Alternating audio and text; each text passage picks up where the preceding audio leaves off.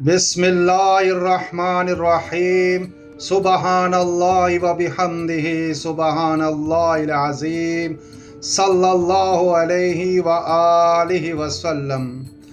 ناظرین کرام، یہ واقعہ تفسیر ابن کثیر میں بیان ہوا ہے جو قرآن کریم کی سورہ القلم کی آیات پر مبنی ہے۔ یہ اس زمانے کی بات ہے جب انسانوں کے دلوں میں تقوی، سچائی اور ایثار کی روشنی تھی، جہاں لوگ دنیا کو نہیں آخرت کو اپنی محنت کا حاصل سمجھتے تھے۔ اسی دور میں ایک نیک، پرہیزگار، سخی اور خدا ترس شخص ایک بستی میں رہتا تھا جس کا ذریعہ معاش ایک شاداب، ہرا بھرا اور پھلوں سے لدا ہوا باغ تھا۔ یہ کوئی عام باغ نہ تھا بلکہ گویا جنت کا ٹکڑا تھا۔ درختوں پر رنگ برنگے میٹھے پھل، نیچے بہتا صاف پانی کا چشمہ، ارد گرد سبز کھیتیاں اور ہر آنے والے کے لیے کھلے دروازے۔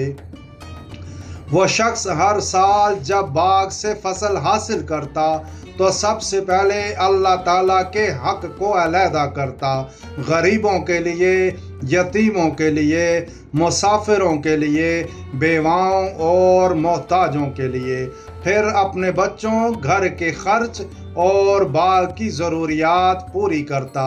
وہ ہمیشہ کہا کرتا، جس مال میں اللہ کا حصہ نکال دیا جائے وہ کبھی کم نہیں ہوتا بلکہ بڑھتا ہے، اور جو روک لیا جائے وہ وبال بن جاتا ہے۔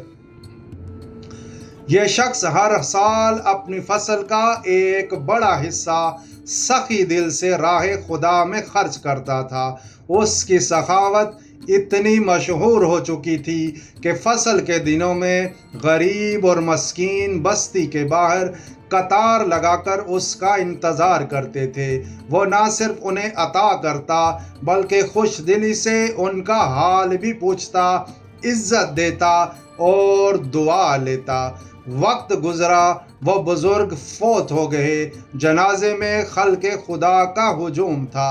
سب کی زبان پر ایک ہی جملہ تھا، یہ مرد خدا واقعی جنت کا مستحق ہے۔ باپ کے بعد اس کے 3 بیٹے وارث بنے۔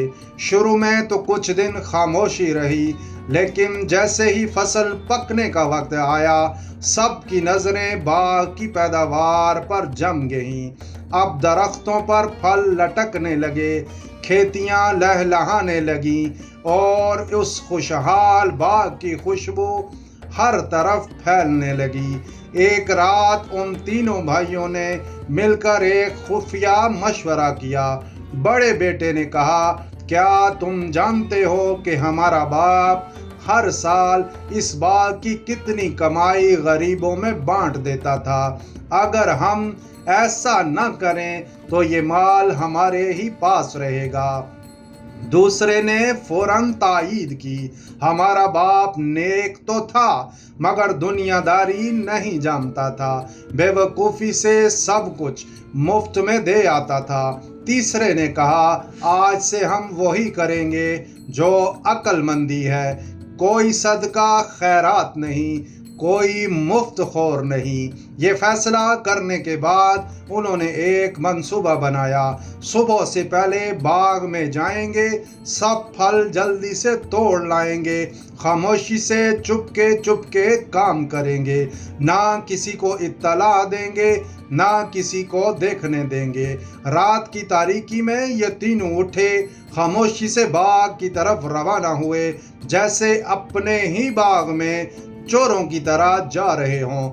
دلوں میں خود غرضی، چہروں پر حرص، زبانوں پر قسمیں کہ آج کے بعد نہ کسی کو دیں گے نہ کسی کی طرف دیکھیں گے، مگر وہ نہیں جانتے تھے کہ وہ کس سے چالاکی کر رہے ہیں۔ رب العالمین نے ان کی نیتوں کو جان لیا تھا۔ جو دلوں کے بھید جانتا ہے، وہ جو بندوں کی نیتیں پہچانتا ہے۔ جب وہ باغ کی طرف جا رہے تھے، عین اسی وقت اللہ تعالیٰ کا عذاب اس باغ پر نازل ہوا۔ ایک زوردار آسمانی آگ آئی جس نے پورے باغ کو لپیٹ میں لے لیا۔ درخت جل کر خاک ہو گئے، پھلوں کا نام و نشان نہ رہا، پانی کے چشمے سوکھ گئے، کھیتیاں راکھ بن گئیں۔ وہ باغ جس پر پرندے چہچہاتے تھے، اب وہاں صرف خاموشی، دھواں اور راکھ رہ گئی تھی۔ جب یہ تینوں باغ کے دروازے پر پہنچے اور اندر کا منظر دیکھا تو پہلے تو سمجھے کہ ہم شاید غلط جگہ آ گئے ہیں۔ کیا یہ وہی جگہ ہے؟ کہاں گیا ہمارا باغ؟ کہاں گئے وہ درخت؟ لیکن جیسے ہی پرانی دیواریں، درختوں کے جلے ہوئے تنے اور اپنے نشان پہچانے تو سچائی ان پر عیاں ہو گئی۔ وہ ایک دوسرے کو حیرت سے دیکھنے لگے، چہروں پر خوف اور آنکھوں میں آنسو تھے۔ پھر وہیں زمین پر بیٹھ گئے اور رونے لگے۔ ہم نے ظلم کیا، ہم نے بخل کیا، ہم نے اللہ کے بندوں کا حق مارا۔ ہمارے باپ کی راہ حق تھی اور ہم نے اس راہ کو چھوڑا۔ یہ تو وہی ہے جس سے ہمارے باپ نے ہمیں ڈرایا تھا۔ انہوں نے ایک دوسرے کو ملامت کی، گناہوں کا اعتراف کیا اور فریاد کرنے لگے، یا اللہ ہمیں معاف فرما، ہمیں دوبارہ موقع دے۔ اللہ تعالیٰ نے اس واقعے کو سورہ القلم میں ذکر کیا تاکہ آنے والی نسلیں عبرت حاصل کریں۔ ہم نے ان کو ایسے آزمائش میں ڈالا جیسے ہم نے باغ والوں کو آزمایا تھا۔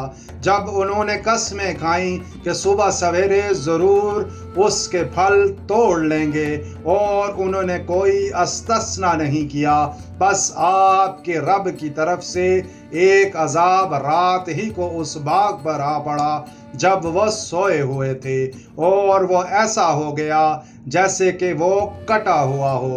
ناظرین کرام، جو مال اللہ کے بندوں سے روک لیا جائے وہ کبھی برکت نہیں لاتا۔ نیت کی خرابی عمل کو برباد کر دیتی ہے۔ باپ کی نیکیوں پر فخر کرنے کے بجائے اس کے راستے پر چلنا چاہیے۔ اللہ تعالیٰ دلوں کا حال جانتا ہے اور وہی بہترین انصاف کرنے والا ہے۔ اللہ کریم آپ سب کو برکت اور عافیت عطا فرمائے، آمین یا رب العالمین۔ جزاک اللہ خیر۔